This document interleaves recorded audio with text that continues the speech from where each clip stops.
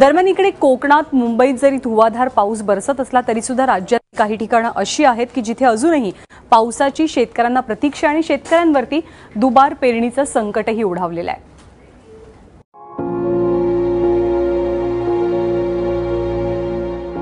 Soybean जमिनीतनं वर आलं खरं, पण पावसाअभावी ते पुन्हा मातीत जाण्याची भीती आहे। गेला महिनाभर पाऊस मराठवाड्यावर रुसलेला आहे। मूग तूर पेरलं खरं, पण पावसाअभावी आता त्यावर नांगर फिरवण्याची वेळ आली आहे। दुबार पेरणीसाठी पैसे आणायचे कुठून हा मोठा प्रश्न आहे। पाऊस पडलाच नाही, आता जवळजवळ 3 वार व्हायला लागले पाऊस पडायला। पाऊसच नाही, सगळ्या माल आता मातीत गेल्यासारखा आहे। काहीच नाही, पूर्ण माना टाकून दिल्या आणि दुबार पेरणी करावं लागणार आहे। आता दुबार पेरणीला पैसे पण नाही।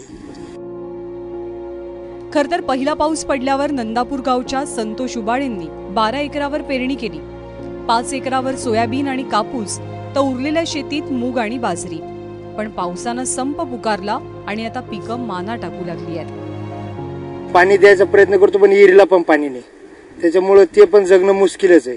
हे दुबार पेरणी ही 100% अटळ आहे। पिकाकडे असं की आम्ही आता पाळ्या घालतो किंवा खुरपण देतो, ते मालाकडे असं पाहावंच वाटत नाही। इतकी हालाकीचे झाले, म्हणजे लगेच वाऱ्यानं हलायला लागली झाडं।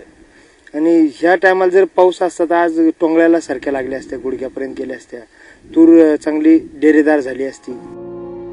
सुरेश बोर्डेंनी सुद्धा 12 एकरापैकी 4 एकर सोयाबीन, 3 एकर कापूस आणि मका पेरला। पण आता विहीरही कोरडी झाली आहे आणि आभाळ सुद्धा।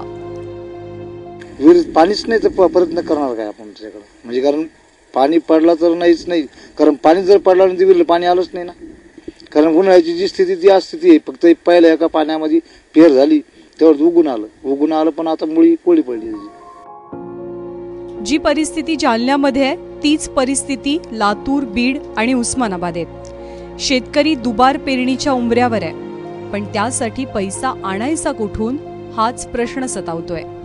बँकांनी खरं तर नो एंट्रीचे बोर्ड लावून जमाना झालाय, त्यामुळे पुन्हा सावकाराचा उमरा झिजवण्याची वेळ येण्याची भीती आहे। जालन्याहून रवी मुंडेसह ब्युरो रिपोर्ट, एबीपी माझा।